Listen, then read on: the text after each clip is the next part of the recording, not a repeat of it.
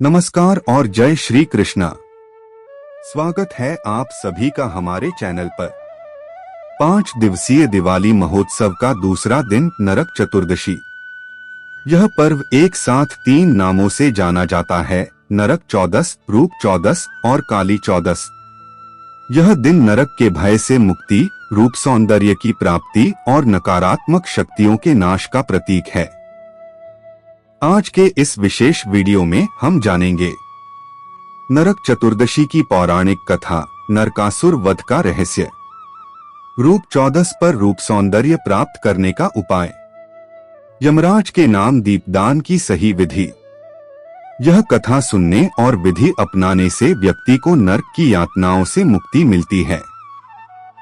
तो भक्ति भाव से शुरू करते हैं। नरक चतुर्दशी की कथा। नरक चतुर्दशी को मनाए जाने के पीछे एक अत्यंत महत्वपूर्ण पौराणिक कथा है, जिसका संबंध भगवान श्री कृष्ण से है। नरकासुर का अत्याचार। प्राचीन काल में नरकासुर नामक एक अत्यंत क्रूर दैत्य था, जिसने अपने बल के अहंकार में तीनों लोकों में हाहाकार मचा दिया था। वह दैत्य राजा पृथ्वी का पुत्र था, इसलिए उसे भौमासुर भी कहा जाता था।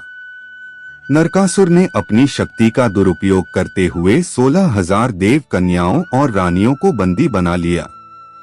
उसने उन्हें अपनी रानी बनाने का प्रण किया और स्वर्ग के राजा इंद्र को भी हराकर उनके अधिकार चिन्ह छीन लिए। नरकासुर के अत्याचार इतने बढ़ गए कि वह देवताओं, ऋषिमुनियों और साधारण जनता को शारीरिक और मानसिक रूप से कष्ट देने लगा। श्री कृष्ण द्वारा वध। नरकासुर के अत्याचारों से तंग आकर सभी देवता और ऋषिमुनि सहायता के लिए भगवान श्री कृष्ण की शरण में गए। नरकासुर को यह वरदान मिला था कि उसकी मृत्यु किसी पुरुष के हाथों नहीं होगी। तब भगवान श्री कृष्ण ने अपनी पत्नी सत्यभामा को अपना सारथी बनाया और नरकासुर पर आक्रमण किया। युद्ध के मैदान में जब नरकासुर श्री कृष्ण की ओर से बेखबर था, तभी सत्यभामा ने, जो स्वयं देवी लक्ष्मी का अंश थीं, अपने बाण से नरकासुर का वध कर दिया। इस प्रकार एक स्त्री के हाथों नरकासुर का अंत हुआ और उसका घमंड टूटा। नरकासुर के वध के बाद भगवान श्री कृष्ण ने बंदी बनाई गई 16,000 कन्याओं को मुक्त कराया और उनके सम्मान की रक्षा के लिए उन्हें अपनी पटरानियों का दर्जा दिया।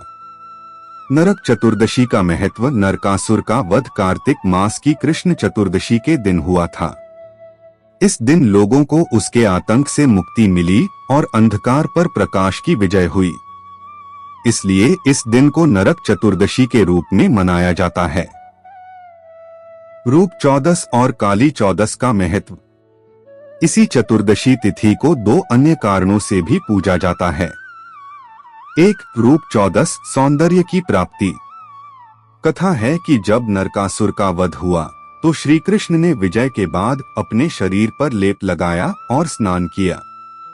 इसी के स्मरण में इस दिन सूर्योदय से पहले उठकर तिल के तेल से शरीर की मालिश की जाती है और फिर उपटन लगाकर स्नान किया जाता है। ऐसा करने से शरीर के सारे पाप नष्ट हो जाते हैं। माना जाता है कि जो व्यक्ति इस दिन सूर्योदय से पहले स्नान करता है, वह नरक से बचकर रूप सौंदर्य प्राप्त करता है। इसीलिए इसे रूप चौदस कहते हैं। 2, काली चौदस, नकारात्मकता का नाश। बंगाल और पूर्वी भारत में यह दिन काली चौदस के रूप में भी मनाया जाता है। इस दिन मां महाकाली की पूजा की जाती है। माना जाता है कि मां काली इस दिन बुरी शक्तियों और नकारात्मक ऊर्जाओं का नाश करती हैं। यदि आपके जीवन में कोई काला जादू, तंत्र बाधा या नकारात्मक शक्ति का प्रभाव है, तो काली चौदस पर उनकी पूजा करने से यह सब समाप्त हो जाता है। यम दीपदान की विधि और उपाय। नरक चतुर्दशी का सबसे महत्वपूर्ण अनुष्ठान है यम दीपदान। यह परिवार को नरक के भय से और अकाल मृत्यु से बचाता है। यम दीपदान विधि। दीपक का चयन। एक बड़ा मिट्टी का दीपक लें, जिसे 4 मुख वाला, चौमुखी होना चाहिए। तेल। इसमें तिल का तेल डालें। स्थान शाम को सूर्यास्त के बाद इस दीपक को घर के मुख्य द्वार पर बाहर की ओर रखें।